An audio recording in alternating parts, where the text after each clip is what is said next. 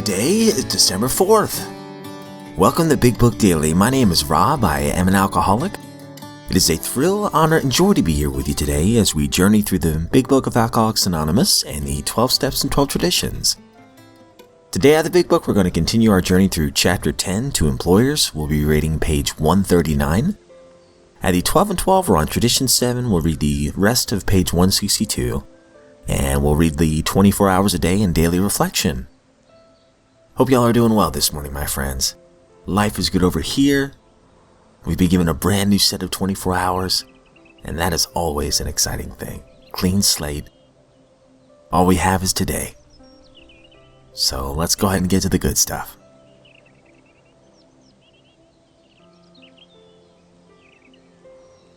Now, if you recall from yesterday's reading out of to employers, our one employer received a phone call from another employer that said that one of his employees was potentially an alcoholic, and they've threatened the employee and said, hey, if you don't straighten up, you're going to lose your job. Now, the narrator of this chapter is an alcoholic and had suggested that this employee come and see their fellowship. But the employer friend says, no, he's got it. He should be fine. Well, I think we all know where this is going, so page 139. Presently, the man did slip and was fired. Following his discharge, we contacted him. Without much ado, he accepted the principles and procedure that helped us.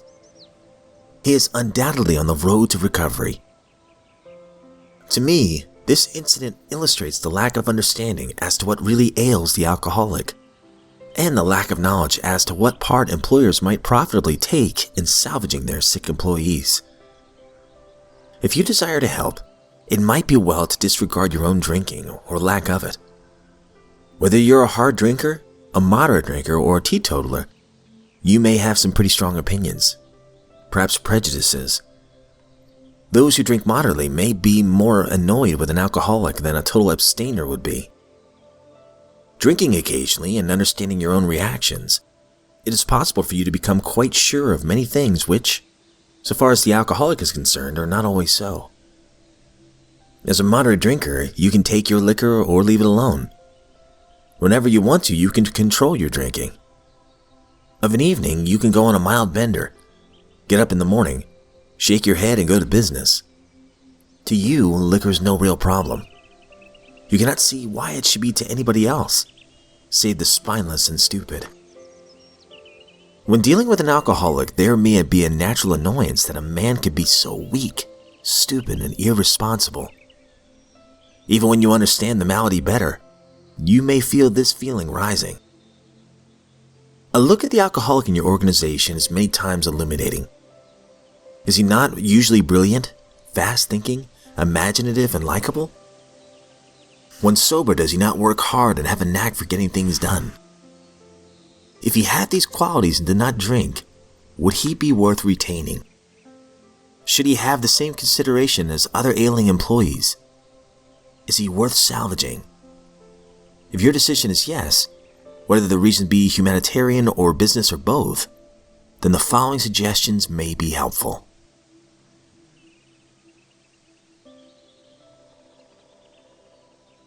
Out of the 12 and 12, we're on Tradition 7.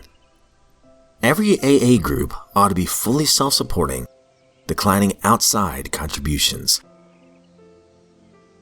So if you recall from yesterday's reading, Bill talks about how there was only 2 people running the office and they needed some help financially to answer all this mail that was coming into the foundation.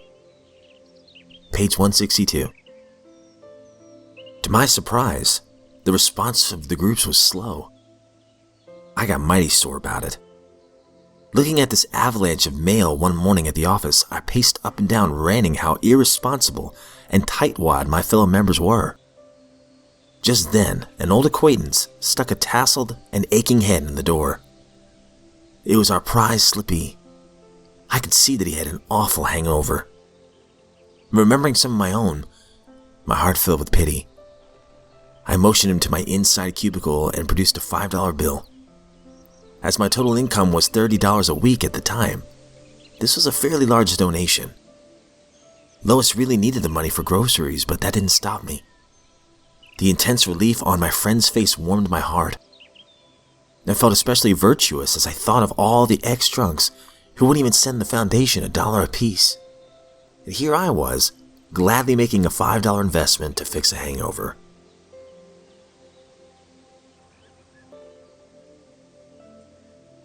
"24 hours a day, December 4th. AA thought for the day. If we allow an alcoholic thought to lodge in our minds for any length of time, we're in danger of having a slip. Therefore, we must dispel such thoughts at once, by refusing their admittance and by immediately putting constructive thoughts in their place. Remember that alcohol is poison to you. Remember that it's impossible for you to drink normally. Remember that one drink will lead to others, and you'll eventually be drunk.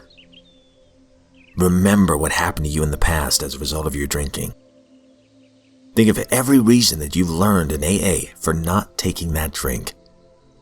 Fill your mind with constructive thoughts. Am I keeping my thoughts constructive? Meditation for the day.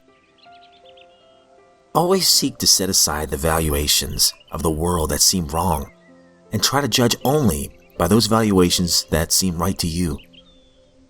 Do not seek the praise and notice of the world. Be one of those who, though sometimes scoffed at, have a serenity and a peace of mind that the scoffers never know. Be one of that band who feels the divine principle in the universe, though he be often rejected because he cannot be seen. Prayer for the day. I pray that I may not heed too much the judgment of the world. I pray that I may test things by what seems right to me.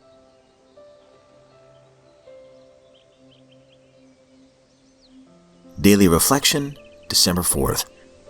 Into action. AA is more than a set of principles. It is a society of alcoholics in action. We must carry the message, else we ourselves can wither, and those who haven't been given the truth may die. Asbel sees it. Page 13. I desperately wanted to live, but if I was to succeed, I had to become active in our God-given program. I joined what became my group, where I opened the hall, made the coffee, cleaned up. I'd been sober about 3 months when an old-timer told me that I was doing 12-step work. What a satisfying realization that was. I felt I was really accomplishing something. God had given me a second chance. AA had shown me the way, and these gifts were not only free, they were also priceless. Now the joy of seeing newcomers grow reminds me of where I have come from, where I am now, and the limitless possibilities that lie ahead. I need to attend meetings because they recharge my batteries so that I have light when it's needed. I'm still a beginner in service work, but already I am receiving more than I'm giving. I can't keep it unless I give it away. I am responsible when another reaches out for help. I want to be there, sober.